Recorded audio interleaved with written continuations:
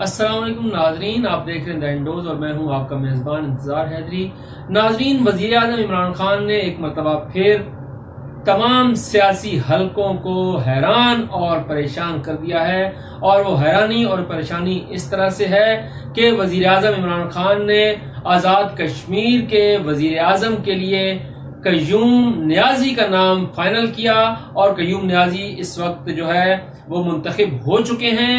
कयूम नियाजी के मुकाबले में आज़ाद कश्मीर से पाकिस्तान तहरीक इंसाफ के 4 बड़े और तगड़े उम्मीदवार थे।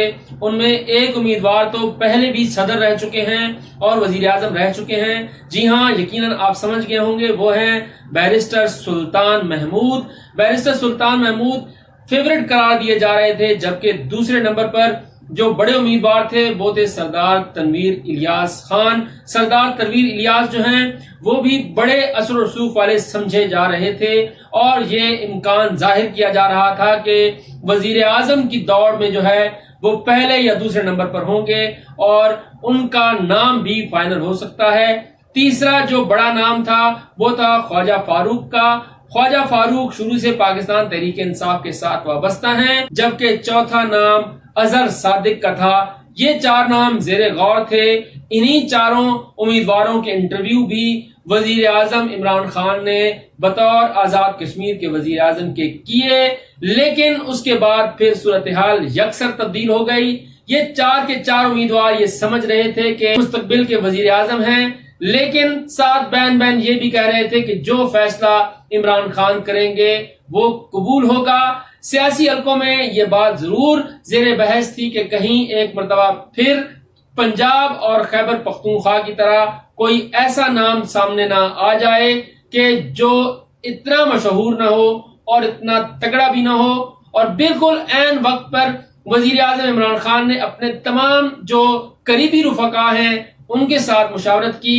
उनके साथ मुशावरत की बुनियादी वजह यह थी कि बैरिस्टर सुल्तान और सरदार तनवीर इलियास दोनों बड़ा असर रसूख रखते हैं, और अगर इन दोनों में से किसी एक को वजीर आजम बनाया जाता तो फिर पाकिस्तान तहरीक इंसाफ के लिए मुस्तकबिल में आजाद कश्मीर में ज्यादा मुश्किलात होती। तो इस वजह से करीबी हलकों के साथ एक मुशावरत हुई। उस मुशावरत में जो है वो तय किया गया कि कौन सा अगला वजीर आजम होगा, लेकिन तवील मुशावरत के बाद कोई फैसला नहीं हो रहा था।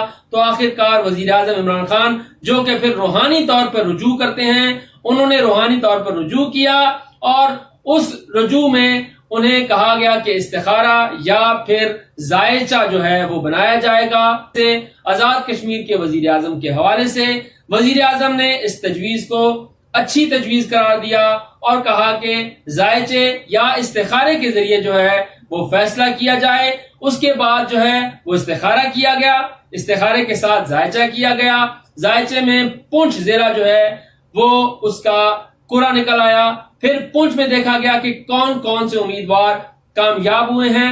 4 उम्मीदवारों में एक उम्मीदवार कयूम नियाजी थे। कयूम नियाजी के साथ वजीर आज़म इमरान खान का कोई गहरा ताल्लुक नहीं है, बल्कि सिर्फ और सिर्फ वाजबी ताल्लुक है, क्योंकि जब अब्बासपुर में वजीर आजम जलसा करने गए, वहां पे जब उन्होंने वहां के MLAs की लिस्ट देखी और उसमें कयूम नियाजी का नाम देखा, तो उस वक्त भी उन्होंने ताज्जुब का इजहार किया था कि कयूम नियाजी क्या यहाँ पर भी आ गए हैं। तो उन्हें बताया गया जी नियाजी खानदान यहाँ पर भी बसता है। फिर उसकी तारीख से भी आगाह किया गया। तो उसके बाद इमरान खान ने फिर ये कहा कि नियाजी पूरे पाकिस्तान में फैले हुए हैं। तो इससे पहले वो कयूम नियाजी को नहीं जानते थे, लेकिन आखिरकार उन्होंने कयूम नियाजी के नाम पर जो है वो ठप्पा लगा दिया, और वो इस वक्त आजाद कश्मीर के वजीर आजम मुंतखब हो चुके हैं।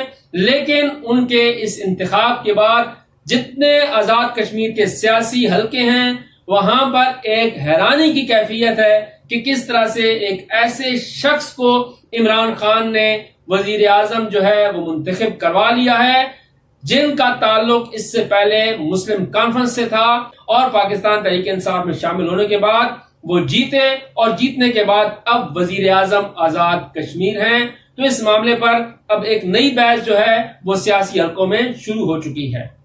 नाज़रीन, इसके साथ साथ इस मामले पर एतराज क्यों नहीं आया, उसकी बुनियादी वजह यह थी کہ یہ فیصلہ انتہائی رازداری کے ساتھ عین وقت پر آزاد کشمیر کے قانون ساز اسمبلی کے ممبران تک پہنچایا گیا، اور یہ پیغام وزیر اعظم عمران خان کی ہدایت پر وزیر امور کشمیر امین گنڈاپور نے ایک لیٹر کی صورت میں پہنچایا۔ وزیر امور کشمیر امین گنڈاپور جو کہ انتخابی مہم میں سب سے آگے تھے، انہوں نے اسپیکر آفس میں تمام پاکستان تحریک انصاف کے ارکان کو بلایا۔ جب تمام ارکان آ گئے تو ان کے سامنے وزیر اعظم کا وہ لیٹر پڑھ کر سنایا جس میں انہوں نے قیوم نیازی کو بطور آزاد کشمیر کے وزیر اعظم کے طور پر نامزد کیا تھا۔